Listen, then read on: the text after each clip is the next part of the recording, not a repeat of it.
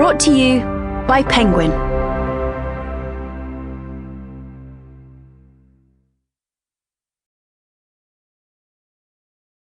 The Ritual Effect.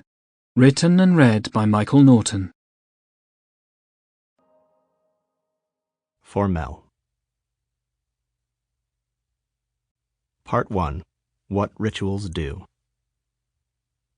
Preface. Re-enchanted. Before the sun rises, Flannery O'Connor begins her day with morning prayers and a thermos of coffee she shares with her mother. At 7 a.m., O'Connor attends daily Catholic Mass. At the same time, Maya Angelou arrives not far from her house at a motel room where she is asked to have all the art removed from the walls.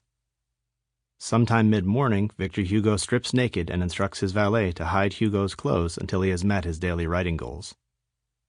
At exactly 3:30 p.m., so exactly the whole town can set its clock by him, Immanuel Kant steps outside his door with his Spanish walking stick in hand for his afternoon walk. In the evening, Agatha Christie slips into a bathtub and eats an apple. And at the long day's end, Charles Dickens pulls out the compass he always keeps with him to confirm that his bed is facing north, blows out the candle, and falls asleep. The descriptions you just heard, a composite day in the life of 6 world-famous writers, may sound like a portrait of creative madness, or at the very least, eccentricity. But these famous authors are performing deeply meaningful actions which they repeat over and over. Even though these actions might seem totally random to you, they felt deeply right to, and worked for, these writers. All of them were engaged in some form of ritualistic behavior. You might be thinking that eccentric behavior is part of the job for creative people such as poets, novelists, and philosophers. But I could just as easily have picked any other category of high performers. Keith Richards has to have a slice of shepherd's pie, always the first slice, right before he steps on stage with the Rolling Stones. Chris Martin wouldn't leave his dressing room to go out with his band Coldplay until he had methodically picked up his toothbrush and toothpaste and given his teeth a quick but precise shine. Marie Curie, tragically, could only fall asleep if she had her tiny bottle of radium next to her bed. Barack Obama could only get through polling day by playing a carefully arranged game of basketball with certain friends. Now, guess who the sources of these 2 pre-performance rituals are. I crack my knuckles and tap my fingers against certain areas of my body. Once these are completed, I take an inventory of my body from head to toe. I close my eyes and imagine being with my dog. I list 4 things I see, list 3 things I smell, list 2 things I hear, and list 1 thing I feel. Serena Williams? Tom Brady? Excellent guesses, and we'll get to know some of Serena's and Tom's rituals later.